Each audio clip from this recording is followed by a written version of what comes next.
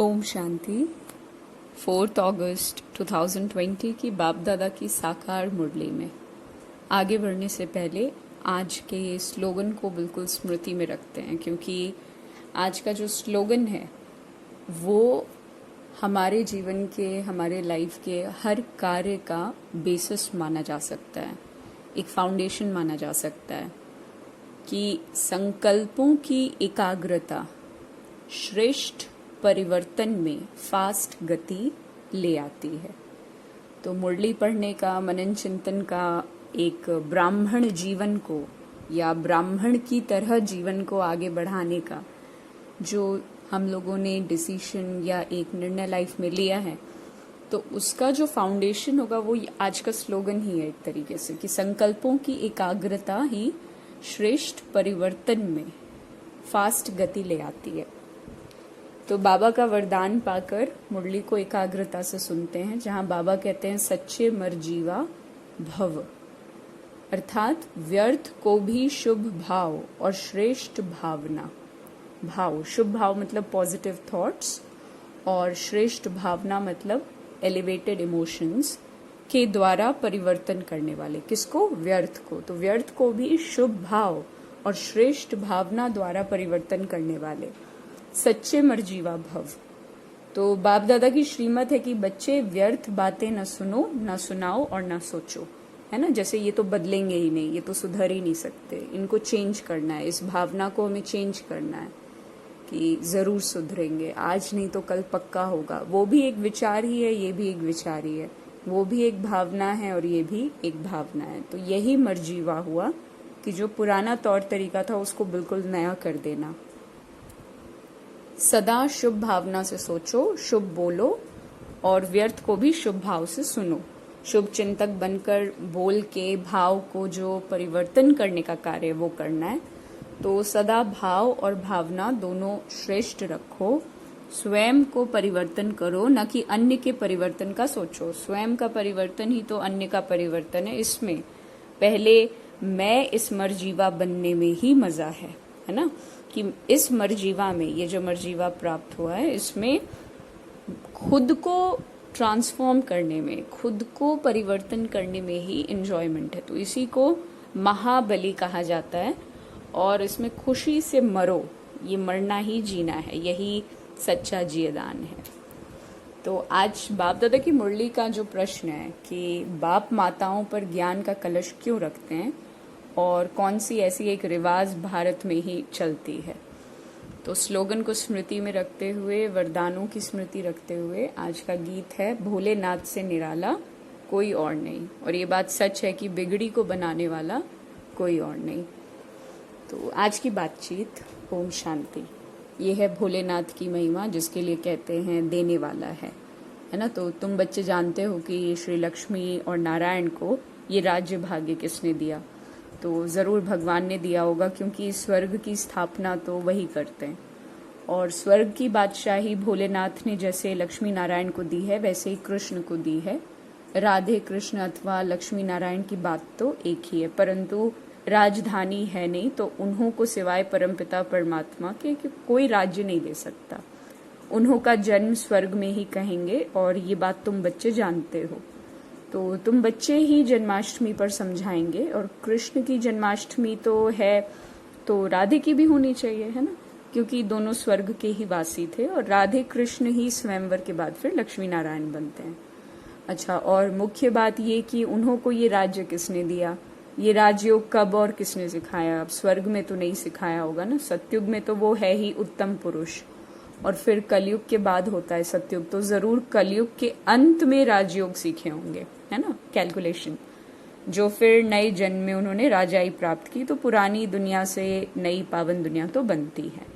अच्छा, जरूर पतित पावन ही आया होगा। तो अब संगम युग पर कौन सा धर्म होता है ये किसी को पता नहीं, और पुरानी दुनिया और नई दुनिया का ये है पुरुषोत्तम संगम युग जो गाया हुआ है। ये लक्ष्मी नारायण क्या हुए? ये नई दुनिया के मालिक हैं। तो इन्हों की आत्मा के आगे बाबा कहते हैं, इन्हों की आत्मा को आगे जन्म में परमपिता परमात्मा ने राजयोग सिखाया। मतलब जो लक्ष्मी और नारायण हैं, उनका जो पिछला जन्म रहा होगा, जिस वजह से वो लक्ष्मी नारायण बने, उस प्रीवियस बर्थ में परमात्मा ने उन्हें राजयोग सिखाया होगा। तो ये लक्ष्मी नारायण क्या है, ये नई दुनिया के मालिक हैं। तो इन्हों की आत्मा को आगे जन्म में परमपिता परमात्मा ने राजयोग सिखाया, और जिस पुरुषार्थ की प्रालब्ध फिर से नए जन्म में मिलती है तो इनका नाम ही हुआ कल्याणकारी पुरुषोत्तम संगम युग। तो जरूर बहुत जन्मों के अंत के जन्म में ही इन्हों को कोई ने राजयोग सिखाया होगा। अब कलयुग में तो अनेक धर्म हैं, है ना। सतयुग में एक ही देवी देवता धर्म था। संगम पर कौन सा धर्म है जिससे ये पुरुषार्थ करके राजयोग सीखे और सतयुग में प्रारब्ध भोगी? तो समझा जाता है कि संगम युग पर ब्रह्मा द्वारा ब्राह्मणी पैदा होते हैं, और चित्र में भी ब्रह्मा द्वारा स्थापना अर्थात कृष्णपुरी की स्थापना। तो विष्णु अथवा नारायणपुरी कहो, दोनों बात एक ही हुई। अच्छा, तो अभी तुम जानते हो कि हम कृष्णपुरी के मालिक बनते हैं, तो इस पढ़ाई से और पावन बनना है ना। तो शिव भगवानुवाच तो है ना, शिव बाबा बोल तो रहे हैं, ये फाइनल है। कृष्ण की आत्मा ही बहुत जन्मों के अंत के जन्म में फिर ये बनती है, तो ये 84 जन्म लेते हैं, और ये अपने 84वें जन्म में है ब्रह्मा बाबा, है ना। इनका ही फिर ब्रह्मा नाम रखते हैं, नहीं तो फिर ब्रह्मा कहाँ से आया? ईश्वर ने रचना रची तो ब्रह्मा विष्णु शंकर कहाँ से आए, है ना। कैसे रचा, क्या छू मंत्र कर दिया जो पैदा हो गए, है ना। तो बाप ही ये सारी हिस्ट्री बैठकर बताते हैं। एडॉप्ट किया जाता है तो फिर नाम बदलते हैं, है ना। ब्रह्मा नाम तो नहीं था, है ना। कहते हैं बहुत जन्मों के अंत में, तो जरूर कोई पतित मनुष्य हुआ, और ब्रह्मा कहाँ से आया ये किसको पता नहीं है। तो बहुत जन्मों के अंत का जन्म किसका हुआ? वो तो लक्ष्मी नारायण ने ही बहुत जन्म लिए हैं। नाम रूप देश काल ये बदलता रहता है ना। अलग अलग फीचर्स, अलग अलग कह लीजिए जो शरीर के फीचर्स होते हैं, शरीर की बनावट है, वो चेंज होती रही, लेकिन आत्मा कांस्टेंट थी, है ना। कृष्ण के चित्र में 84 जन्मों की कहानी क्लियर लिखी हुई है। तो जन्माष्टमी पर कृष्ण के चित्र भी बहुत बिकते होंगे, क्योंकि कृष्ण के मंदिर में तो सब जाएंगे ना, और राधे कृष्ण के मंदिर में ही जाते हैं, तो कृष्ण के साथ राधे जरूर होगी। राधे कृष्ण प्रिंस प्रिंसेस ही फिर लक्ष्मी नारायण महाराजा महारानी बनते हैं। उन्होंने ही 84 जन्म लिए, फिर अंत के जन्म में ब्रह्मा सरस्वती बने। तो बहुत जन्मों के अंत में बाप ने प्रवेश किया। बाबा एक ब्रीफ करते रहते हैं बातों को, ताकि वो स्मृति में रहे, है ना, भूले नहीं। और इनको ही कहते हैं कि तुम अपने जन्मों को नहीं जानते हो, तो तुम पहले जन्म में लक्ष्मी नारायण थे। अच्छा, फिर ये जन्म लिया उन्होंने, फिर अर्जुन का नाम रख दिया, है ना। अर्जुन को राजयोग सिखाया, तो अर्जुन को अलग अलग कर दिया, परंतु उनका नाम ही अर्जुन है ना। ब्रह्मा ही अर्जुन है, लेकिन उनका नाम अर्जुन है नहीं। जिसकी बात हो रही है, जिसकी व्याख्या गीता में है, उनका नाम क्या हुआ? ब्रह्मा हुआ ना। तो ब्रह्मा का जीवन चरित्र चाहिए ना, परंतु ब्रह्मा और ब्राह्मणों का कोई वर्णन है नहीं ड्रामानुसार, ऑब्वियसली। तो ये बातें बाप ही बैठकर समझाते हैं। अच्छा, सब बच्चे सुनेंगे, फिर बच्चे औरों को समझाएंगे, सीक्वेंस चलती रहती है। तो कथा सुनकर फिर औरों को बैठकर सुनाया जाता है ना, तो तुम भी सुनते हो और फिर सुनाते हो। अब ये है पुरुषोत्तम संगम युग अर्थात लीप युग, है ना, जो एक बार आता है। बहुत पूरे साइकिल में 4 साल जब बीत जाते हैं तब जाकर के एक लीप युग आता है ना, ऐसे एक है। तो ये एक्स्ट्रा युग हुआ, और पुरुषोत्तम मास पड़ता है तो 13 मास हो जाते हैं ना। तो इस संगम युग के त्योहार ही हर वर्ष मनाते रहते हैं। जो यादगार इस संगम युग का है वो दिवाली, होली, राखी आदि के रूप में मनाते हैं। तो इस पुरुषोत्तम संगम युग का देखो किसी को पता ही नहीं है। रक्षाबंधन का भी भारत में रिवाज है। क्या करते हैं उसमें? भाई बहन को राखी बांधती है, परंतु वो कुमारी भी फिर वो क्या होती है? अपवित्र बन जाती है। और अभी बाप ने तुम माताओं पर ज्ञान का कलश रखा है। जो ब्रह्मा कुमार कुमारियां बैठकर पवित्रता की प्रतिज्ञा कराने राखी बांधती हैं, तो बाप कहते हैं मामिकम याद करो तो तुम पावन दुनिया के मालिक बन जाएंगे। बाकी कोई राखी आदि बांधने की दरकार नहीं होती, ये समझाया जाता है। जैसे साधु सन्यासी लोग क्या करते हैं? दान मांगते हैं। कोई कहते हैं क्रोध का दान दो, कोई कहते हैं प्याज मत खाओ। जो खुद नहीं खाते होंगे वो दान लेते होंगे। तो इन सबसे भारी प्रतिज्ञा तो बेहद का बाप कराते हैं कि तुम अगर पावन बनना चाहते हो तो पतित पावन बाप को याद करो, है ना। द्वापर से लेकर तुम पतित बनते आए हो, तो अब सारी पुरानी दुनिया पावन चाहिए ना, वो तो बाप ही बना सकते हैं। जो खुद पवित्रता का सागर होगा, वही तो इतनी अपवित्रता को समाप्त करने की शक्ति रखेगा ना। अच्छा, सर्व का जो गति सदगति दाता है वो कोई मनुष्य थोड़ी हो सकता है, बाप ही पावन बनने की प्रतिज्ञा लेते हैं, है ना। भारत पावन स्वर्ग था, पतित पावन वो परमपिता परमात्मा है। अब कृष्ण को पतित पावन तो नहीं कह सकते, उनका तो फिर जन्म होगा ना, उनके तो माँ बाप भी दिखाए जाते हैं और एक शिव का ही फिर अलौकिक जन्म है। वो खुद ही अपना परिचय देते हैं कि मैं साधारण तन में प्रवेश करता हूँ, शरीर का आधार जरूर लेना पड़ता है ना। मैं ज्ञान का सागर, पतित पावन, राजयोग सिखलाने वाला हूँ। तो बाप ही स्वर्ग का रचयिता है और फिर नर्क का विनाश करते हैं। जब स्वर्ग है तो नर्क नहीं है। अभी पूरा रौरव नर्क है, तो जब बिल्कुल तमो प्रधान नर्क बनता है तभी बाप आकर सतो प्रधान स्वर्ग बनाते हैं। 100% पतित से जब 100% पावन बनाते हैं, है ना, तो पहला जन्म तो जरूर सतो प्रधान ही मिलेगा। बच्चों को विचार सागर मंथन करके फिर भाषण करना होता है, समझाना फिर हर एक का देखो अलग अलग होगा। बाप भी आज एक बात कल फिर दूसरी बात समझाएंगे ना, एक जैसी समझानी तो नहीं हो सकती। समझो कोई टेप से कोई एक्यूरेट सुने भी, परंतु फिर एक्यूरेट सुना नहीं पाएंगे, फर्क जरूर होगा ना। अब जैसे हम कोई बात एक दूसरे को कन्वे करते हैं तो एग्जैक्ट उन्हीं वर्ड्स में आगे थोड़ी हम बताएंगे, वेरिएशन आ जाता है ना। वही बाबा कह रहे हैं। बाबा कहते हैं, बाप जो सुनाते हैं कि तुम जानते हो ड्रामा में सारी नूंद है, अक्षर बाय अक्षर जो कल पहले सुनाया वही फिर आज सुना रहे हैं। ये रिकॉर्ड भरा हुआ है। भगवान खुद कहते हैं, मैंने जो 5000 वर्ष पहले हु बहु अक्षर बाय अक्षर सुनाया है वही सुनाता हूँ।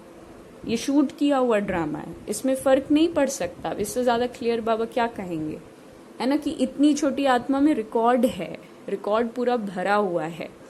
अब कृष्ण जन्माष्टमी कब हुई थी ये भी तो बच्चे समझते हैं ना। आज से 5000 वर्ष से कुछ दिन कम होंगे, क्योंकि अभी पढ़ रहे हैं। तो नई दुनिया की स्थापना हो रही है, तो बच्चों के दिल में खुशी होनी चाहिए, है ना। तुम जानते हो कि कृष्ण की आत्मा ने 84 का चक्र लगाया है, अब फिर कृष्ण के नाम रूप में आ रही है। बाबा कहता है कि चित्र में दिखाया है ना कि पुरानी दुनिया को लात मार रहे हैं। एक फोटो है ना जिसमें श्री कृष्ण पुरानी दुनिया को क्या कर रहे हैं, कलयुग को पैर से लात मार रहे हैं और उनके हाथ में नई दुनिया है ना। तो नई दुनिया हाथ में है, तो अभी पढ़ रहे हैं, इसलिए कहा जाता है श्री कृष्ण आ रहे हैं।